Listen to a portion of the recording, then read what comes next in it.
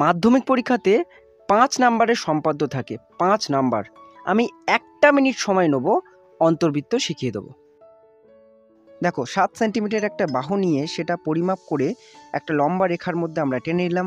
এবার দুদিকে সেই বৃত্তচাপ নিয়ে 7 সেন্টিমিটার বাহু বিশিষ্ট একটা সমবাহু ত্রিভুজ অঙ্কন করে নিচ্ছি। এবার ত্রিভুজের 3টে কোণের মধ্যে যে কোনো দুটো কোণকে আমরা অন্তর্বিভক্ত করব। দেখো একটা বৃত্তচাপ কাটলাম।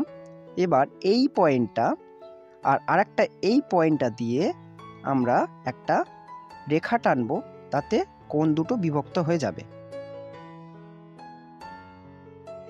এরকমভাবে আবার আমরা একটা অন্তর্বিভক্ত করে নেব কোণকে। দুটো রেখা একটা বিন্দুতে আমাদের ছেদ করবে, এটাই হবে বৃত্তের কেন্দ্র। এবার আমাদের ব্যাসার্ধ অঙ্কনের জন্য যে কোনো একটা বৃত্তচাপ নিয়ে নিচের যে রেখাটা আছে সেই রেখাতে অঙ্কন করব। সেখানেও কিন্তু আমরা দুটো বিন্দু পাবো। সেই বিন্দু থেকে আমরা দুটো বৃত্তচাপ নিচের দিকে টেনে নেব। এই একটা বৃত্তচাপ আর একটা বৃত্তচাপ। এবার এই ছেদবিন্দু আর আগের যে ছেদবিন্দু ছিল সেখান থেকে একটা রেখা টেনে নেব। আমরা পেয়ে যাব এই প্রয়োজনীয় আমাদের ব্যাসার্ধের পরিমাপ।